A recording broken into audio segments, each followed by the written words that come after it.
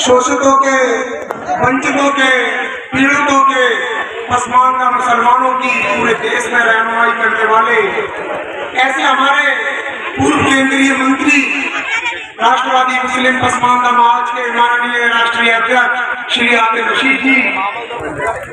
दोस्तों, आपके बीच में जो अजीब शख्सियत बैठी हुई है, बहुत सारे लोग जानते भी हैं और बहुत सारे लोग नहीं भी जानते। दोस्तों, जब उत्तर प्रदेश में समाजवादियों की सरकार होती थी, दूसरी पार्टियों की सरकार होती थी, तो हमारे मुसलमान साथी बड़ी तादाद में वोट देते चले आए, लेकिन कभी उनका भला नहीं हुआ। आज भी जब 2022 में प्रदेश के अंदर जब चुनाव हुआ तो भारतीय जनता पार्टी को नकार कर हमारे मुस्लिम समाज ने समाजवादी पार्टी को वोट दिया, लेकिन वोट लेने के बाद समाजवादी पार्टी के मुखिया अखिलेश यादव ने अपने जूते की धुन पर रखकर मुसलमानों को अपमान करने का काम किया, क्योंकि जब उन्होंने राज्यसभा के अंदर अपने सांसदों को भेजा तो पसमानदा मुसलमानों की रहनुमाई करने वाला कोई मुसलमान नहीं भेजा, लेकिन वोट देने वाले आप मुसलमान थे, उनकी सीटों को गिनती को बढ़ाने वाले आप मुसलमान थे। लेकिन जब एमएलसी जा रहे हैं तो मुसलमान नहीं जा रहे हैं पसमानदा। जब राज्यसभा के अंदर रहनुमाई करने वाले जब लीडर जा रहे हैं तो उसमें पसमानदा कोई मुसलमान नहीं जा रहा, लेकिन आपने वोट भारतीय जनता पार्टी को नहीं दिया। आप ही के बीच से दानिश आजाद अंसारी को प्रदेश के एमएलसी बनाकर मंत्री बनाया और आप पसमानदा मुसलमानों को सम्मान देने का काम माननीय प्रधानमंत्री जी ने किया। आप पसमानदा मुसलमानों ने भारतीय जनता पार्टी को वोट नहीं दिया, लेकिन आपके बीच से ही अशफाक सैफी को अल्पसंख्यक आयोग का चेयरमैन बनाकर आप पसमानदा समुदाय के लोगों को सम्मान देने का काम किया। आप पसमानदा मुसलमानों ने भारतीय जनता पार्टी को वोट नहीं दिया, लेकिन आप ही के बीच से माननीय आतिफ रशीद साहब को दर्जा प्राप्त कैबिनेट मंत्री और अल्पसंख्यक आयोग का कार्यवाहक अध्यक्ष बनाकर आप सभी को सम्मान देने का काम किया। लेकिन अब वो वक्त आ चुका है, हम लोगों को ये जान लेना चाहिए कि अब जब सभी ने हमें नकार दिया है और जब पसमानदा मुसलमानों की बात माननीय प्रधानमंत्री ने की है, तो हमारे माननीय राष्ट्रीय अध्यक्ष श्री आतिफ रशीद जी अपने पसमानदा मुसलमानों के भाइयों के घर घर, गाँव गाँव, शहर शहर, प्रदेश प्रदेश जाकर अपने भाइयों के साथ मिल रहे हैं, छोटी छोटी नुक्कड़ मीटिंगें कर रहे हैं, घर घर जाकर संपर्क कर रहे हैं। क्यों?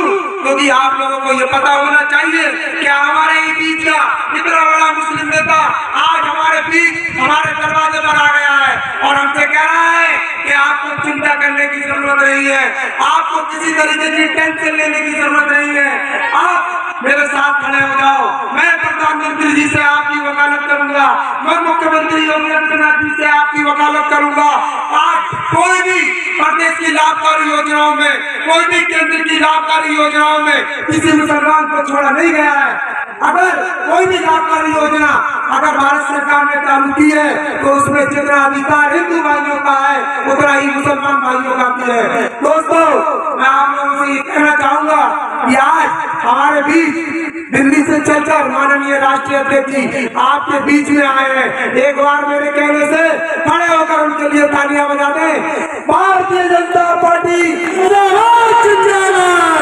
श्री आतिफ रशीद जी जिंदाबाद। दोस्तों, आज मुझे बड़ा फख्र महसूस हो रहा है क्योंकि मैं भी इसी जनपद का रहने वाला हूँ, नवाबगंज का रहने वाला हूँ, और मैं दिल्ली के अंदर भाई के साथ पसमानदा समुदाय की राजनीति करते करते मेरे पर भी इनका शपथ वाला हाथ आया और मैं भी भारतीय जनता पार्टी दिल्ली प्रदेश के अंदर मंत्री बनाया गया।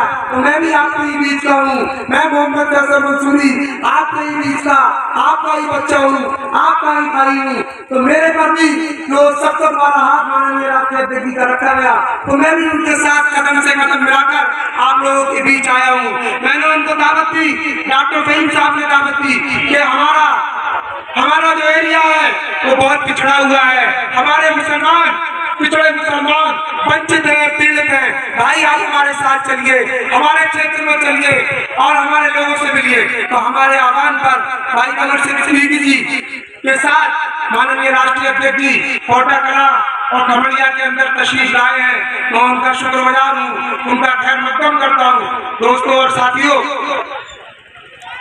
आज वो वक्त आ गया है जब हमारे ही बीच के इतने बड़े नेता अपनी बात को माननीय प्रधानमंत्री जी तक रख सकते हैं, माननीय मुख्यमंत्री जी तक रख सकते हैं, क्योंकि आप खुद भी केंद्र में भारत सरकार में मंत्री रहे हैं। तो हमारा ये कर्तव्य बनता है कि हम अपने साथी की, अपने भाई के साथ कदम से कदम मिलाकर खड़े हो जाएं। क्योंकि हमें अखिलेश यादव ने नकार दिया, हमें मायावती ने नकार दिया, हमारा भाई हमारे बीच में चलकर आया है और हमारे मुस्लिम समाज से आह्वान करने आया है कि आप जब 2024 के अंदर केंद्र में भारतीय जनता पार्टी की तीसरी बार जो सरकार बनने जा रही है, माननीय प्रधानमंत्री श्री नरेंद्र मोदी जी जब तीसरी बार प्रधानमंत्री बने, तो श्री आतिफ रशीद जी सीना चौड़ा करके उनसे ये कहें कि पसमानदा मुसलमानों ने आपको बड़ी तादाद में वोट दिया है, आपकी रहनुमाई की बात जब करें तो उनकी नजरें नीची ना हो, सीना चौड़ा करके ये कहें कि हमारे मुस्लिम समाज की बराबर की भागीदारी है। दोस्तों और साथियों, आगे की बात माननीय राष्ट्रीय अध्यक्ष जी ही विस्तार से करेंगे। मैं आप लोगों से कहने में कुछ मेरे गलती हो गई है तो मैं उसके लिए क्षमा कराती हूँ। बहुत बहुत धन्यवाद। खुदा हाफिज़। जय हिंद।